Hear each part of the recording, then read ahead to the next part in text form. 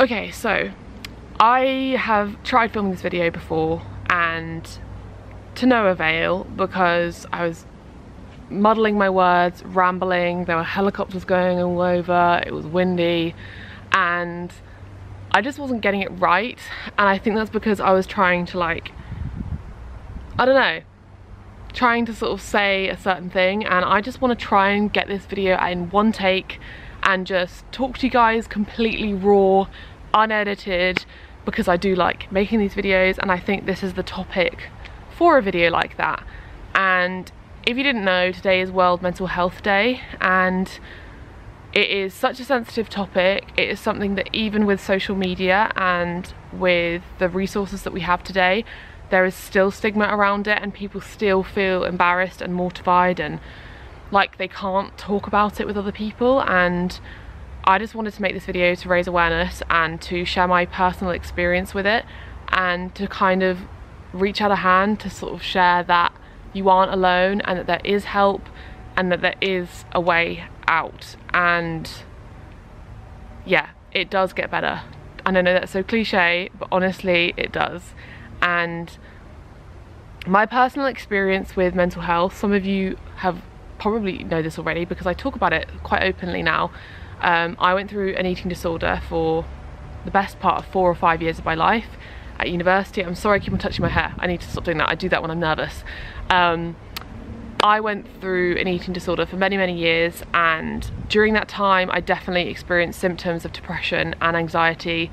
And when I was recovering from my eating disorder, I definitely felt the repercussions of, not the repercussions, the symptoms of anxiety a lot more than I ever had done in my life.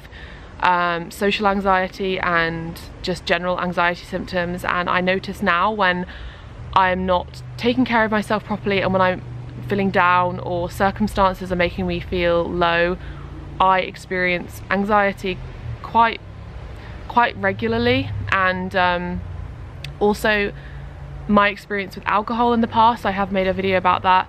Binge drinking, that really brought on my anxiety a lot more, and it was definitely a part of the whole thing. It was part of my mental health issues, and it was really linked into my eating disorder, and it definitely brought about a lot of depression and anxiety symptoms. And it was just awful. When I look back at that time in my life, it just makes me feel really sad, and just I look at myself as like this little girl that just I want to like hold and hug and look after, because she was so lost and she was so lonely, and she just didn't know how to get help or how to overcome it. And I'm so thankful that I have, and I'm so grateful that I have, and I don't really know how, because I didn't even seek therapy or counselling or anything, and I did it all on my own because that's just me, that's my personality. I'm the sort of person, I'm like, no, I can do it on my own, I can do it by myself, when the reality is it would have been so much easier for me if I just sought help and reached out to somebody. And that brings me on to this part of the video, because I am actually making this video in collaboration with BetterHelp.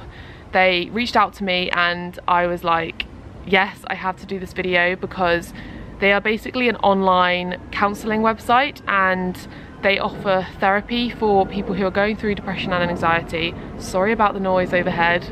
And basically you go online, you make an account and you fill out a questionnaire, and their algorithm matches you to a therapist based on your answers, and you can find a therapist that fits you. If you have a therapist and you're not feeling it, you can change your therapist, and you can even specify who you want to work with, so if they're female or male, if they're religious, etc. And I just thought this was such a wonderful resource for those of you who are going through it right now, and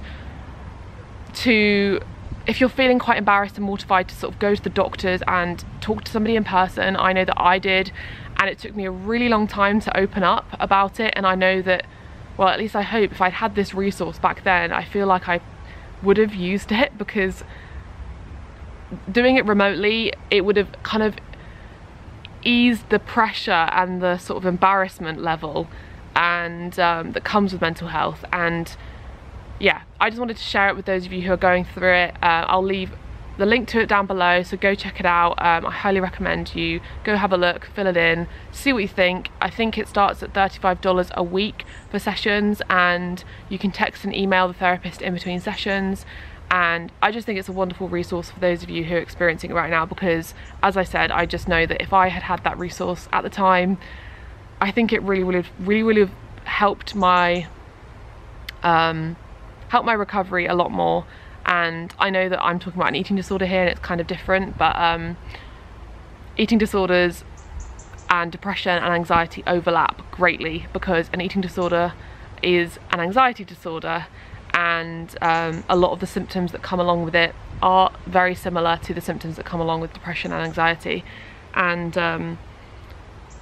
I've had people in my life personally who have gone through the most severe depression, and it is awful. It makes me very emotional even thinking about it.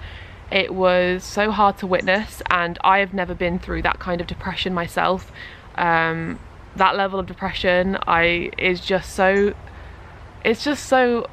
hard to talk about and to think about, and it's just so sad.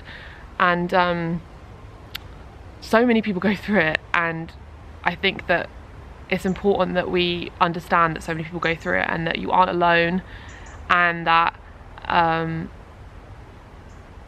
sorry, I'm losing my words here again. It's such a hard thing to talk about, isn't it? Especially because I think what I'm trying to say is that so many people go through it and we don't really realise it. You look to the next person and you forget that that person probably has somebody in their life who has gone through some kind of mental health issue, and if not they might have done it. They might have done it at some point in their life, or someone very close to them has. And we forget that as humans, our mental health is just as vulnerable as our physical health. And the things that go on our head can easily spiral out of control. We're even more at risk when it comes to depression and anxiety when you go through hard times in your life, when somebody passes away, or when you lose a job, or you fall out with a person, or you have a breakup. You're so much more susceptible. I know that that really affects me, and when I've overcome these problems, but I definitely still experience these symptoms sometimes when I'm feeling low, when I'm going through those dips in my life, and when I'm not taking care of myself. And for example, when I was away on traveling, I had a panic attack, and I talked about it in a vlog over on my other channel. And it was one of the worst days of my life, honestly, because I've never actually experienced a panic attack quite like that. I've had a few panic attacks in the past, but they were very subdued, and I think that they were alcohol induced. But this was like nothing else, and I just was not in my element. I wasn't taking care of myself. I was feeling really low. I was missing family. I was missing my home. I felt just out of place. I was in a scenario that it just was horrible. And it's so easy to fall into that trap, even if you're someone who thinks, oh, I'm over my mental health problems. It's easy to then go through it. And when I was in recovery from my eating disorder, me and Alex were my partner. We were long distance, and during that time I experienced like serious anxiety for the first time in my life. Like I was often feeling anxious in the mornings, and I was having night sweats, and I was binge drinking to sort of get over it, and I was just feeling just so terrible. I was finding it really hard to talk or hang out with people unless I was drinking. And at university I experienced so much social anxiety and would avoid class, and that was definitely a result of my eating disorder. Made me have this crippling social anxiety where I was just painfully shy, to the point that I had so few social interactions with people apart from my boyfriend, unless I was drinking.